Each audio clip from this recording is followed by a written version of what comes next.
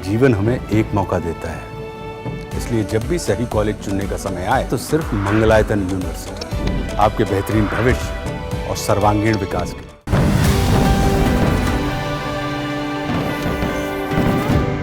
केंद्रीय कर्मचारी 8वें वेतन आयोग लागू होने का बेसब्री से इंतजार कर रहे हैं। कहा जा रहा है कि ये 2026 जनवरी में लागू हो सकता है।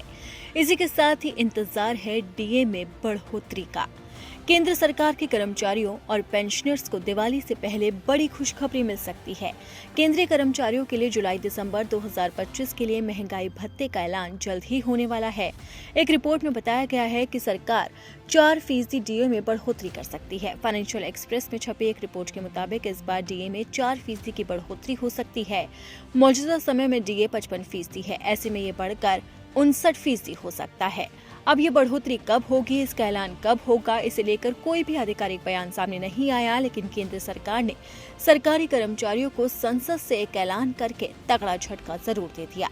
पैसे बढ़ाने से साफ इनकार कर दिया गया है, तो सरकार का ऐलान कैसे कर्मचारियों पर भारी पड़ेगा, ये समझने से पहले ये जानते हैं कि आखिर डीए में बढ़ोतरी होती कैसे है। पिछले 12 महीनों के मुद्रास्फीति के आंकड़ों और सूत्र आधारित गणना के आधार पर डीए को साल में 2 बार यानी कि 6 महीने में संशोधित किया जाता है। पहली बढ़ोतरी 1 जनवरी से लागू होती है, जिसकी घोषणा आमतौर पर मार्च में की जाती है।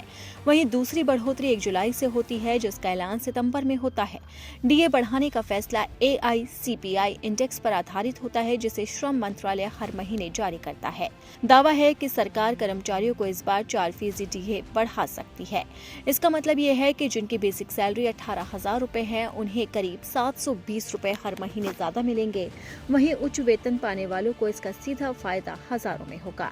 यानी अब इंतजार डीए में बढ़ोतरी का है, लेकिन सरकार ने उस ऐलान से पहले जोरदार झटका जरूर दे दिया।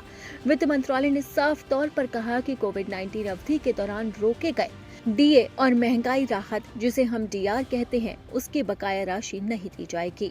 ये ऐलान सीधा संसद से किया गया। दरअसल लोग महंगाई भत्ता के बकाया राशि का इंतजार कर रहे थे।